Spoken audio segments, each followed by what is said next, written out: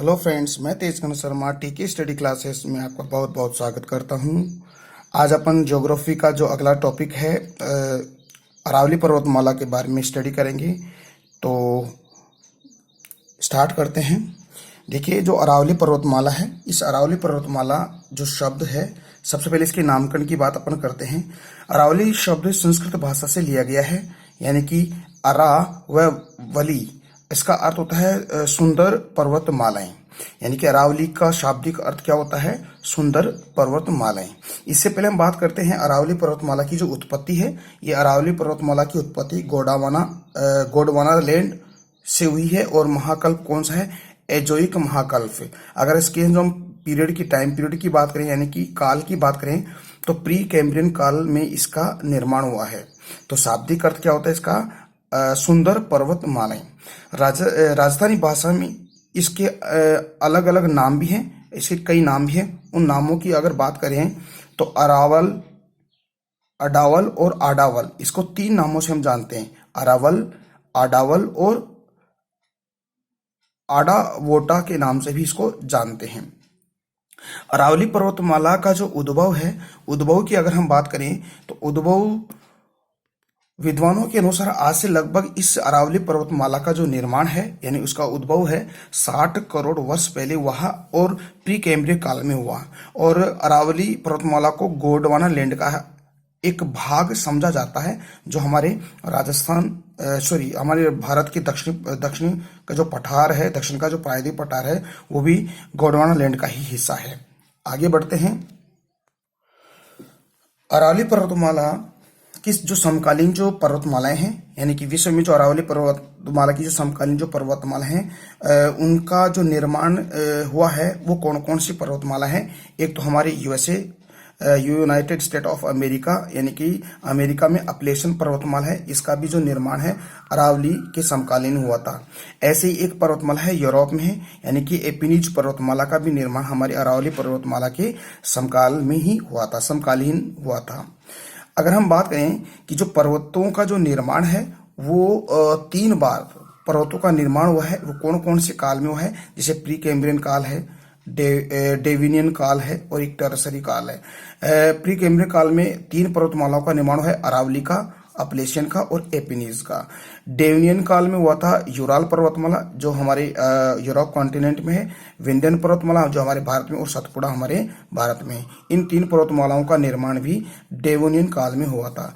Tertiary युग की अगर बात करें तो इसमें नवीन पर्वतमालाएं होती है, जैसे हमारे हिमालय है, एंडीज पर्वतमाला है, रॉकी पर्वतमाला है। एंडीज पर्वतमाला जो हमारे दक्षिणी अमेरिका महाद्वीप में है, और उत्तरी अमेरिका महाद्वीप में रॉकी पर्वतमाला, इन सभी का निर्माण टर्सरी काल में हुआ था। तो ये 3 काल है, तीनों कालों में अनेक पर्वतमालाओं का निर्माण हुआ है। अगली अगर बात करें तो अरावली पर्वतमाला का जो स्वरूप है, वो कैसा स्वरूप है? देखिए, अरावली पर्वतमाला का जो स्वरूप है, प्राचीन वलित मोड़दार पर्वतमाला, यानी कि प्राचीन वलित मोड़दार पर्वतमाला है हमारी अरावली पर्वतमाला का स्वरूप। आगे बढ़ते हैं। देखिए, ये जो हमारा राजस्थान का जो मैप है, इस राजस्थान के मैप में आपको पता है जो अरावली पर्वतमाला है। देखिए, अरावली पर्वतमाला का जो विस्तार है, यानी कि खेड़ब्रह्म बनासकांठा, यानी कि गुजरात से प्रारंभ होती है और ये दिल्ली तक जाती है, यानी कि दिल्ली तक इसका अंतिम छोर होता है। तो इस अरावली पर्वतमाला को राजस्थान में 3 भागों में डिवाइड कर रखा है। एक तो दक्षिणी अरावली, यानी दक्षिणी पश्चिमी अरावली, मध्य अरावली और उत्तर पूर्वी अरावली। इसके बारे में डिटेल से आगे हम पढ़ेंगे। तो देखिए, अरावली पर्वतमाला राजस्थान के मुख्यतः 9 जिलों में फैली हुई है, और वो 9 जिले हम आगे देखते हैं। इसके अलावा 4 कुछ ऐसे जिले में जिसमें इसकी जो इसका विस्तार है, थोड़ा थोड़ा विस्तार इसका है, जैसे प्रतापगढ़ है, चित्तौड़गढ़ है, भीलवाड़ा और अलवर है। इन सब के बारे में हम आगे वाले टॉपिक में पढ़ेंगे। देखिए, आगे देखते हैं। अरावली ऐसा पर्वतमाला जिन पर जलवायु, पवनों आदि का प्रभाव पड़ने से क्षति पहुंच रही है, उसे प्राचीन वलित मोड़दार पर्वत कहते हैं। यानी कि इसको प्राचीन मोड़दार पर्वतमाला कहते हैं, क्योंकि इसके ऊपर जलवायु का, क्लाइमेट का, पवनों का, विंड का आदि का प्रभाव पड़ रहा है। इसलिए ये धीरे धीरे इसकी क्षति हो रही है और ये प्राचीन मोड़दार पर्वतमाला में कन्वर्ट हो रही है। ऐसी पर्वतमाला को हम क्या कहें, किस नाम से जानते हैं? अवशिष्ट पर्वतमाला के नाम से हम जानते हैं। तो अवशिष्ट पर्वतमाला क्या होती है, सुनिए। आरंभ में अरावली पर्वतमाला की जो चोटियां हैं, जो पीक है, बहुत ऊंची थी, किंतु इन जो चोटियों पर लगातार एक तो तापमान, एक वायुदाब, एक नमी के कारण अपर्दन की क्रिया आरंभ हुई। अपर्दन की क्रिया के कारण इन चोटियों की ऊंचाई लगातार घटती गई। आज वे अपनी मूल संरचना के रूप में एक अवरोध के रूप में बची है, इसीलिए इसे हम अवशिष्ट पर्वतमाला के नाम से भी जानते हैं, हमारी अरावली पर्वतमाला को। आगे टॉपिक है अरावली पर्वतमाला की जो में प्रमुख जो मुख्य चट्टानें हैं, जो रॉक्स हैं, उनकी अगर बात करें तो इसमें कौन कौन सी चट्टानें हमें पाई जाती है और कौन कौन सी जो रिसोर्सेज है, संसाधन वगैरह है, वो कौन कौन से पाए जाते हैं, उनकी हम बात करते हैं। देखिए, अरावली पर्वतमाला मुख्य रूप से क्वार्टजाइट चट्टानों से बनी हुई है। यानी कि कौन सी चट्टानों से बनी है? क्वार्टजाइट चट्टानों से बनी हुई है। जो धात्विक खनिज, यानी कि खनिज दो प्रकार के, धात्विक और अधात्विक। तो इसमें धात्विक जो खनिज होते हैं, जैसे लोहा है, तांबा है, सीसा है, जस्ता है, चांदी, यूरेनियम, बेरिलियम, ये आदि इसके अंदर संसाधन हमें मिलते हैं। इसके अलावा अरावली पर्वतमाला की जो संरचना में नीस, सिस्ट और ग्रेनाइट चट्टानें भी पाई जाती है। देखिए, कुछ चट्टानों के हम नाम पढ़ते हैं इसमें, जैसे क्वार्टजाइट चट्टानें, नीस चट्टानें और शिष्ट चट्टान और ग्रेनाइट चट्टान। यानी ग्रेनाइट चट्टानों की प्रधानता हमारे अरावली पर्वतमाला में बहुत जाता है। इसके अलावा आग्नेय चट्टान, जो प्राथमिक जो चट्टान है, वो भी हमारी अरावली पर्वतमाला में पाई जाती है। हम अरावली पर्वतमाला की जो क्षेत्रफल की अगर बात करें तो अरावली पर्वतमाला का जो क्षेत्रफल है, करीबन हमारे भारत के क्षेत्रफल का 9% पर अरावली पर्वतमाला स्थित है। राजस्थान की कुल भौगोलिक क्षेत्रफल का कितना? 32,42,239 वर्ग किलोमीटर में अरावली पर्वतमाला 9% क्षेत्रफल पर स्थित है। अरावली पर्वतमाला 9 जिलों में फैली हुई है। ये प्रिय स्टूडेंट, ये क्वेश्चन अक्सर आता ही रहता है, तो इसको भी थोड़ा ध्यान से सुनिए। वैसे 9 जिले हैं, लेकिन 4 जिले और हैं जो मैंने आपको पहले बता दिया, आगे भी अभी बता देता हूँ। देखिए, 9 जिले कौन कौन से हैं? सिरोही, उदयपुर, पाली, राजसमंद, नागौर, जयपुर, सीकर, झुंझुनू और अजमेर। ये इसके 9 जिले हैं। मुख्य तो ये 9 जिले हैं, लेकिन इनके अलावा 4 ऐसे जिले हैं जिसमें अरावली पर्वतमाला का थोड़ा थोड़ा विस्तार पाया जाता है। देखिए कौन कौन से? चित्तौड़गढ़, प्रतापगढ़, भीलवाड़ा और अलवर। ऐसे मिले के 9 और 4 13 हो गए। तो 13 जिलों के अंदर अरावली पर्वतमाला का विस्तार है, क्योंकि ये क्वेश्चन आरपीएससी सेकंड ग्रेड में ये क्वेश्चन आ चुका है। ठीक है, आगे बढ़ते हैं। यह पर्वतमाला गुजरात से प्रारंभ होती है और राजस्थान की जो सिरोही है, सिरोही में प्रवेश करती है और सिरोही के बाद में झुंझुनू जिले के खेतड़ी, सिंघाना से बाहर आती है। इसके पश्चात हरियाणा से दिल्ली तक फैली हुई है। मैंने बताया कि दक्षिण पश्चिम में ये जो हमारे सिरोही जिले में, यानी सिरोही जिले के अंदर वे प्रवेश करती है और उत्तर पूर्व में झुंझुनू जिले के सिंघाना खेतड़ी से बाहर निकलकर पहले हरियाणा और फिर बाद में दिल्ली तक जाती है। कहने का तात्पर्य है, अरावली पर्वतमाला की जो इसका विस्तार है गुजरात से लेकर दिल्ली तक। इसका मतलब 4 इसके राज्य हो गए, गुजरात, राजस्थान, हरियाणा और दिल्ली।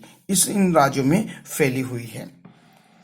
अगर दिल्ली की बात करें तो दिल्ली के अंदर ये रायसीना की जो पहाड़ी है, इस रायसीना की पहाड़ी का अंतिम छोर है अरावली पर्वतमाला का, जहां पर रायसीना की पहाड़ी का हमारा जो राष्ट्रपति भवन है वो स्थित है। तो अंतिम छोर रायसीना की पहाड़ी, न्यू दिल्ली। आगे बढ़ते हैं। अरावली का विस्तार की हम बात करते हैं तो देखिए, अरावली पर्वतमाला का जो विस्तार है 9 से 13 जिलों तक फैली हुई है, जो मैंने आपको पहले ही बता दिया। फिर हम इसके बारे में देखते हैं। देखिए, ये उत्तर है, ये दक्षिण है, ये पूर्व और ये पश्चिम है। यानी कि अरावली पर्वतमाला का जो विस्तार है दक्षिण पश्चिम से लेकर उत्तर पूर्व तक हमारी अरावली पर्वतमाला का विस्तार है। तो देखिए, राजस्थान में अरावली पर्वतमाला का जो ढाल है वो अवतल से उत्तल की ओर इसका क्या है? ढलान है। जैसे अवतल यानी कि जैसे जो लेंस होता है, जो किनारों पर तो क्या है? पतला होता है और बीच में क्या मोटा होता है। यानी कि हमारी अरावली पर्वतमाला कैसी है? अवतल से उत्तल की तरफ है। जैसे हमारे जो हिमालय पर्वतमाला की भी स्थिति ऐसी है। तो अरावली पर्वतमाला का जो ढाल है अवतल से उत्तल के समान है। यह गुजरात की खेड़ ब्रह्म से प्रारंभ होकर नई दिल्ली तक दिल्ली तक राजस्थान की पहाड़ियों तक इसका विस्तार है। अरावली पर्वतमाला हमारे राजस्थान में जल विभाजन का कार्य करती है, क्योंकि अरावली पर्वतमाला के पश्चिम में 50 सेंटीमीटर से अधिक बारिश होती है और अरावली पर्वतमाला के पश्चिम में 50 सेंटीमीटर से कम बारिश होती है और पूर्व में 50 सेंटीमीटर से अधिक बारिश होती है। तो ये कहने का मतलब ये है कि हमारी अरावली पर्वतमाला जल विभाजन का कार्य भी करती है। अगर अरावली पर्वतमाला की लंबाई चौड़ाई की अगर बात करें तो अरावली पर्वतमाला की कुल लंबाई 692 किलोमीटर है, जिसमें राजस्थान में 550 किलोमीटर यानी कि परसेंट की बात करें तो 80% हमारे राजस्थान में ही अरावली पर्वतमाला स्थित है। गुजरात, हरियाणा, दिल्ली की बात करें तो हरियाणा, गुजरात, दिल्ली में 20% इसका विस्तार है। आगे बात करें अरावली पर्वतमाला की चौड़ाई और ऊंचाई की अगर बात करें तो अरावली पर्वतमाला दक्षिण पश्चिम भाग में चौड़ाई और ऊंचाई दोनों अधिक है। जैसे जैसे उत्तर की ओर जाने पर इसकी चौड़ाई ऊंचाई कम होती जाती है। ठीक है, आगे बढ़ते हैं। एक फैक्ट और भी देख लेते हैं। अरावली का मूल जड़ यानी अरावली का जो मूल जड़ है, हमारा जो अरब सागर है, अरब सागर का जो लक्षद्वीप है वहां से इसका मूल जड़ है, यानी कि वहां से ये प्रारंभ होती है, इसका मूल जड़ वहां से है। औसत ऊंचाई इसकी 930 मीटर है और इसमें शांसी यानी कि भरतपुर, सहरिया यानी कि बारा, ये जनजातियां अरावली पर्वतमाला में निवास नहीं करती, शेष सभी जनजातियां वहां पर निवास करती। कहने का मतलब है सांसी और सहरिया जनजाति अरावली पर्वतमाला में निवास नहीं करती है, बल्कि सभी जो जनजातियां हैं जैसे डामोर है, जैसे मीणा है, भील है, कतोरी है, ये सभी जनजातियां इसमें निवास करती है। तो डियर फ्रेंड्स, आज हम अरावली पर्वतमाला का ये फर्स्ट जो पार्ट ही पढ़ेंगे। नेक्स्ट पार्ट नेक्स्ट वीडियो में देखेंगे और लगातार मेरे साथ जुड़े रहिए और मेरे चैनल को शेयर सब्सक्राइब लगातार करिए और मिलते हैं आगे वाले वीडियो में। धन्यवाद।